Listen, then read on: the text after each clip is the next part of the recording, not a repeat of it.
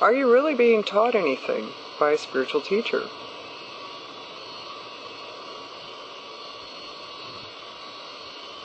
The answer is no, you're not.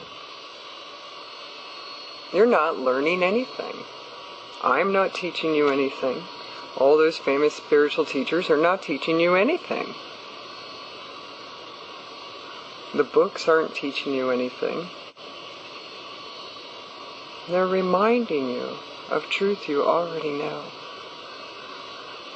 You've probably heard the saying about the finger pointing at the moon. A lot of spiritual teachers use this analogy. And so many focus on the spiritual teacher, or the finger that's pointing at the moon,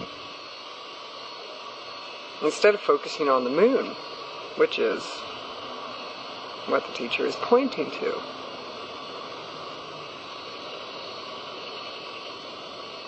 So don't focus on the spiritual teacher so much.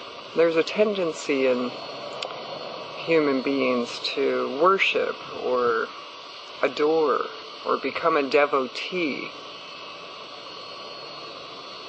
This is dangerous territory, not only for the student, but also for the teacher, because many spiritual teachers, some are not ready for such energy being directed toward them.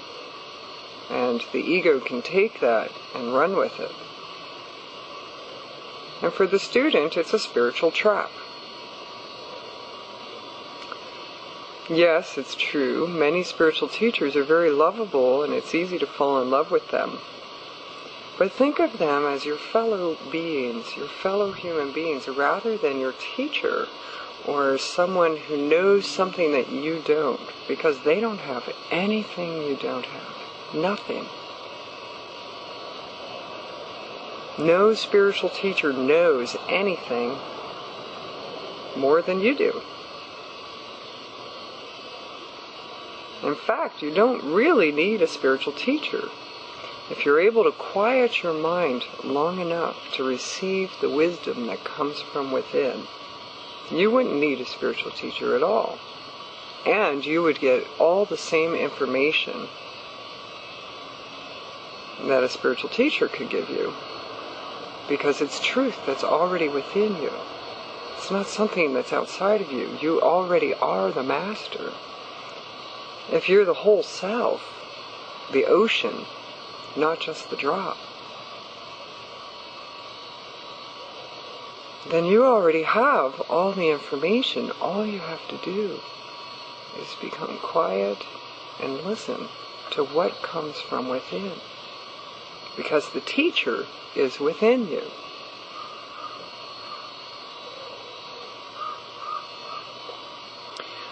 The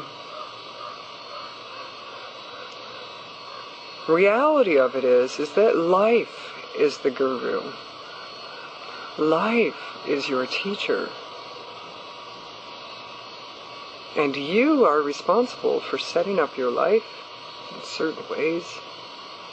And so you are the teacher, really. You're your own teacher. You're the best teacher.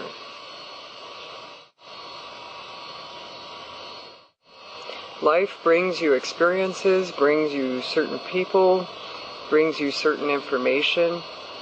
All of this is like little Buddhas being delivered to you left and right, every day, all the time, to give you the teachings that are necessary for your next step, your next evolutionary awakening.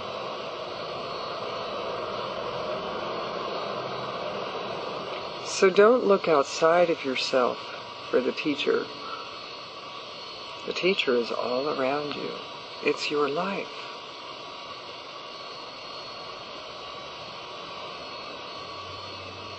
So forget the spiritual teachers. If they bother you or you don't like some, forget them. You don't need them. If you go to hang out with spiritual teachers, yes, this is fun to do. It's nice to be around like-minded people. You go to their workshops, you go to their retreats, you meet wonderful people, you make new friends. Right fellowship, this is a good thing. There's right livelihood, there's right environment, there's, a whole bunch of right things to have in your life. Right fellowship is one of them for a healthy life. So when you think of your spiritual teacher or someone who you admire a lot or someone who you think has wisdom that you would like to absorb or be reminded of that you already have, think of them rather as your friend, your fellow human being, your equal. Spiritual teacher is just like you. They have nothing that you don't have.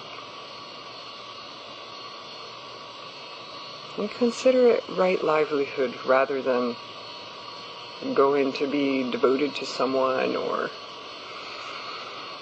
going to sit at the feet of someone. Let that worship energy go.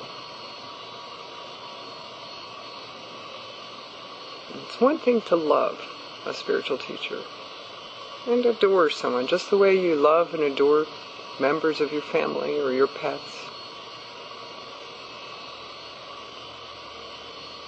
But don't let it go any further than that.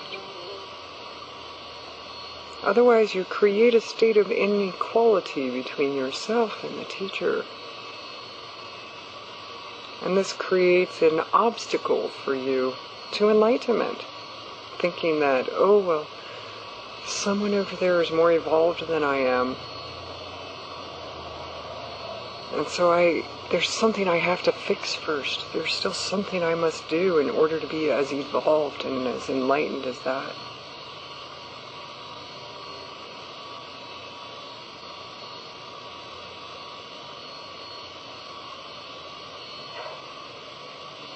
That's an illusion. Your spiritual teacher is nothing more than your friend and the finger pointing at the moon, which is an analogy that so many use.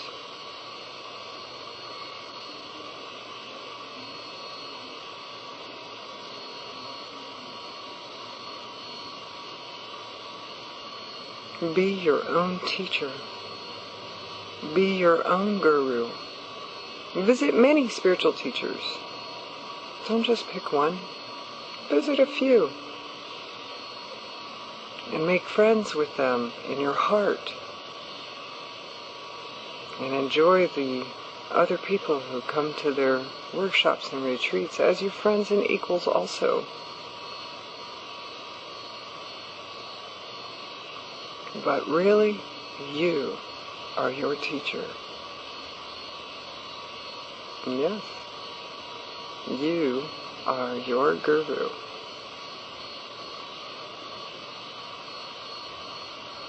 And the life that you set up for yourself are your teachings to yourself.